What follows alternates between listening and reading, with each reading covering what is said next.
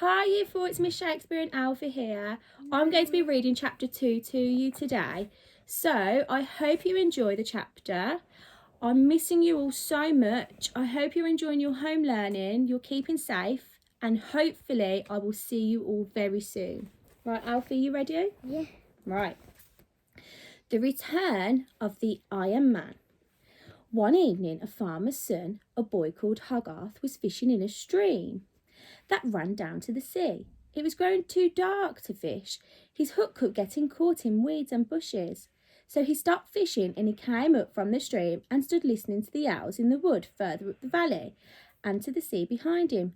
Hush, said the sea, and again, hush, hush, hush. Suddenly, he felt a strange feeling. Can you see? Yeah. He turned and he looked up to the steep field to the top of the high cliff. Behind that skyline was a sheer rocky cliff and the sea, and on the skyline just above the edge of it in the dust were two green lights. What were two green lights doing at the top of the cliff? Then as Hogarth watched, a huge dark figure climbed up over the cliff top. The two lights rose into the sky. They were the giant figure's eyes.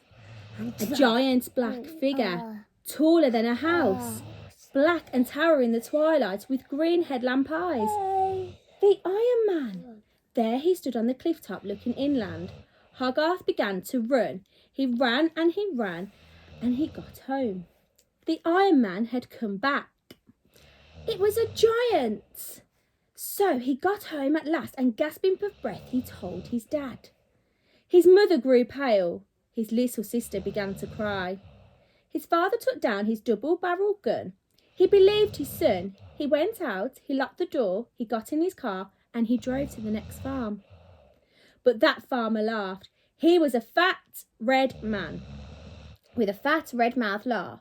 When he stopped laughing, his eyes were red too.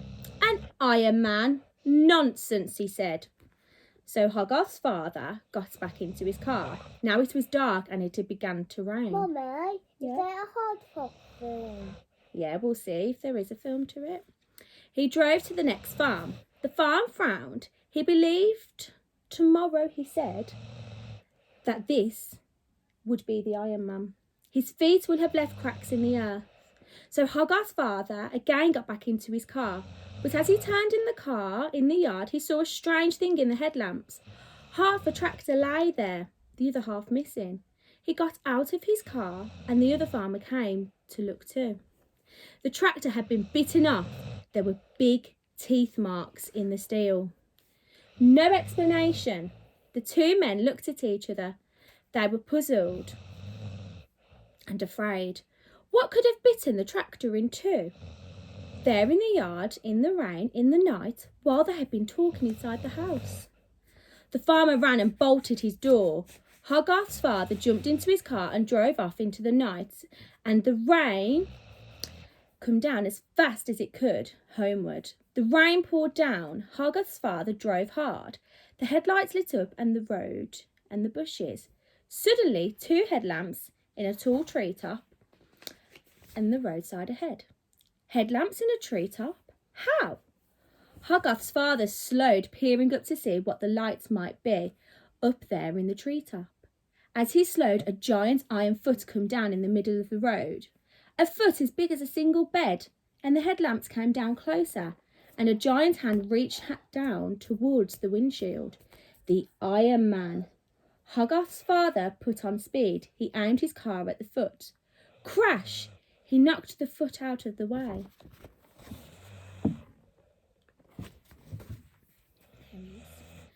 He drove faster and faster, and behind him on the road, a clanging, clattering boom went up, as if an iron skyscraper had collapsed. The iron giant, with his foot knocked him from under, had toppled over, and so Hogarth's father got home safely. But next morning, all the farmers were shouting with anger. Where were their tractors, their earth diggers, their ploughs, their harrows? From every farm in the region, all the steel and iron farm machinery had gone. Where to? Who had stolen it all? There was a clue. Here and there lay half a wheel. or half an axle, or half a mudguard, carved with giant tooth marks where it had been bitten off. How had it been bitten off? Steel bitten off. What had happened? There was another clue. From farm to farm over the soft soil of all the fields were giant footprints, each one size of a single bed. The farmers, in a frightened, silent, amazed crowd, followed the footprints, and at every farm the footprints visited, all the metal machinery had disappeared. Finally, the footprints led back up to the top of the cliff where the little boy had seen the Iron Man appear the night before, where he was fishing. The footprints led straight to the top of the right of the cliff top, and all the way down the cliff were tall marks on the rocks where a huge iron body had slid down. Below the tide was in. The grey, empty, moving tide. The Iron Man had gone back into sea. So, the furious farmers began to shout, the Iron Man had stolen all their machinery. He had eaten it. Anyway, he had taken it. It had gone. So what if he came again? What would he take next time? Cows, houses, people? They would have to do something. They couldn't call in the police or the army because nobody would believe them about this iron monster. So what did they do? At the bottom of the hill below where the Iron Man had come over the high cliff, they dug a deep, enormous hole, a hole wider than a house, and as deep as the trees on one of the other. It was a colossal hole, a stupendous hole, and the sides of it were sheer as walls. They pushed all the earth off one side to the other. They covered the hole with branches, and the branches they covered with straw, and the straw with soil. So when they finished, the hole looked like a freshly ploughed field. Now, on the side of the hole, opposite the slope, up to the top of the cliff, they put an old rusty lorry. That was the bait. Now they reckoned the Iron Man would come over the top of the cliff out to the sea, and he'd see the old lorry, which was painted red, and he'd come down to get it, to chew it up and eat it. But on his way to the lorry, he'd been crossing the hole, and the moment he stepped with his great weight onto that soil, held up only with straw and branches, he would crash through into the hole and would never get out. They'd find him there in the hole. They'd find him and they'd bring him a few bulldozers and earth movers that he hadn't already eaten, and they'd push the pile of the earth on top of him and bury him forever in the hole. They were certain now they'd get him. Next morning, in great excitement, all the farmers gathered together to go along to examine their trap. They came together closely, expecting to see his hands tearing at the edge of the pit. They came carefully closer. Here's the lorry.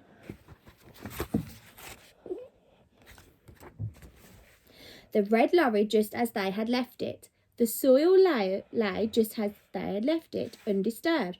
Everything was just as they'd left it. The Iron Man had not come, nor did he come that day. Next morning, all the farmers came again. Still, everything lay just as they had left it. And so it went on, day after day. Still, the Iron Man never came. Now the farmers began to wonder if he would ever come again. They began to wonder if he had ever come at all. They began to make up explanations of what had happened to their machinery. Nobody likes to believe in an iron monster that eats tractors and cars. Soon the farmer who owned the red lorry they were using bait decided that he needed it, and he took it away.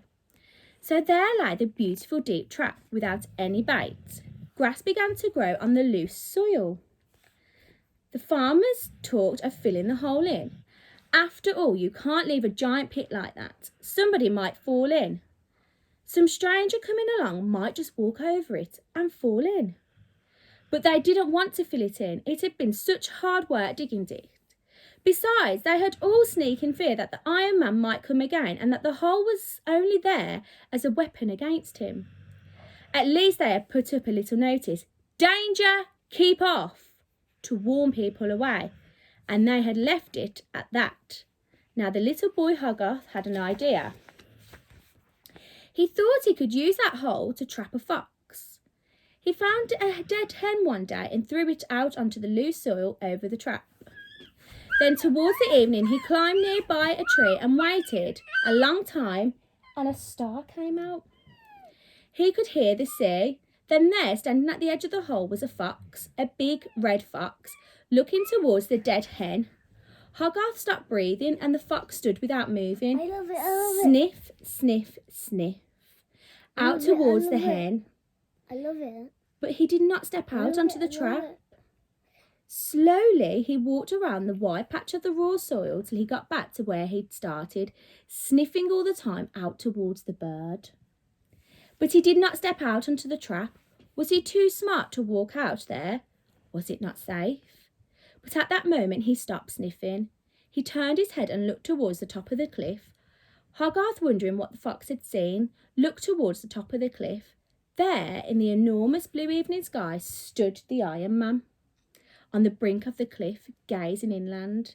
In a moment the fox had vanished. Now what? Hogarth carefully, quietly, hardly breathing, climbed slowly down the tree. He must get home and tell his father. But at the bottom of the tree, he stopped. He could no longer see the Iron Man against the twilight sky. Had he gone back over the cliff into the sea? Or was he coming down the hill in the darkness under the high skyline towards Hogarth and the farms? Wow, was Sky in the story? No. But why did you say Sky in the bit? Because we was on about the sky in the air, the blue sky. The blue sky. Yeah. Then Hogarth understood what was happening. He could hear a strange tearing and creaking sound. The Iron Man was pulling up the barbed wire fence that led down the hill. As soon as Hogarth could see him, as he came nearer, tearing the wire from the fence post, rolling it up like spaghetti and eating it, the Iron Man was eating the barbed fencing wire. But if he went along the fence, eating as he moved, he wouldn't come anywhere near the trap, which was out in the middle of the field. He could spend the whole night wandering about the countryside along the fences, rolling up the wire and eating it, and never would any fence bring him near the trap. But Hogarth had an idea. In his pocket, among other things, he had a long nail and a knife. He took those out. Did he dare? His idea frightened him. In the silent dusk, he chapped the nail and the knife blade together. Clink, clink, clink. At the sound of the metal, the Iron Man's hands became still. After a few seconds, he slowly turned his head, and the headlamp eyes shone towards Hogarth. Again, clink, clink, clink, went the nail on the knife. Slowly, the Iron Man took 3 strides towards Hogarth and again stopped. It was now dark. The headlamp shone red. Hogarth pressed close to the tree trunk. Between him and the Iron Man lay in the wide of the lid of the trap. Clink, clink, clink. Again, he tapped the nail on the knife. And now the Iron Man was coming. Hogarth could feel the earth shaking under the weight of his footsteps. Was it too late to run? Hogarth stared at the Iron Man, looming, searching towards him for the taste of the metal that had made that inviting sound. Clink, clink, clink, went the nail and the knife. And crash! The Iron Man vanished. He was in the pit. The Iron Man had fallen into the pit. Hogarth went close. The earth was shaking, and the Iron Man struggled underground. Hogarth peered over the torn edge of the great pit. Far below, 2 deep red headlamps glared up at him from the pitch blackness. He could hear the Iron Man's insides grinding down there, and it sounded like a big lorry grinding its gears on a steep hill. Hogarth set off. He ran, all the way home with the great news. As he passed the cottages on the way, and as he turned down the lane towards his father's farm, he was shouting, "The Iron Man's in the trap, and we've caught the Iron Giant." When the farmers saw the Iron Man wallowing in their deep pit, they set up a great cheer. He glared up towards them. His eyes burned from red to purple, from purple to white, from white to fiery whirling black and red, and the cogs inside him ground and screeched, but he could not climb out of the steep-sided pit. Mama, Then under the lights of the car headlamps... Mom, Yeah? Was Iron Man a good guy? Yeah, he's a good guy. The farmers brought bulldozers and earth pushers, and they began to push in the top of the struggling Iron Man all the earth they had dug when they had first made the pit that had been piled off to one side. The Iron Man roared again as the earth began. That's a good roar. Began to fall on him, but soon he roared no more. Soon the pit was full of earth. Soon the Iron Man was buried silent, packed down under all the soil, while the farmers piled the earth over him in a mound and in a hill. They went to and fro over the mound on their new tractors, which they'd brought since the Iron Man ate their old ones, and they packed the earth down hard. Then they all went home, talking cheerfully. They were sure they had seen the last of the Iron Man. Only Hogarth felt suddenly sorry. He felt guilty. It was he, after all, who had lured the Iron Man into the pit. Did you enjoy that chapter? Yeah. Was that good? Yeah, but what? Should we read the next one?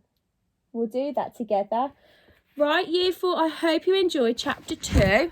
Say bye to Year 4, Ralph. Bye. Say bye. Bye. And Sky, our dog, also listened to chapter 2. I hope you enjoyed it. Take care and see you soon. Bye.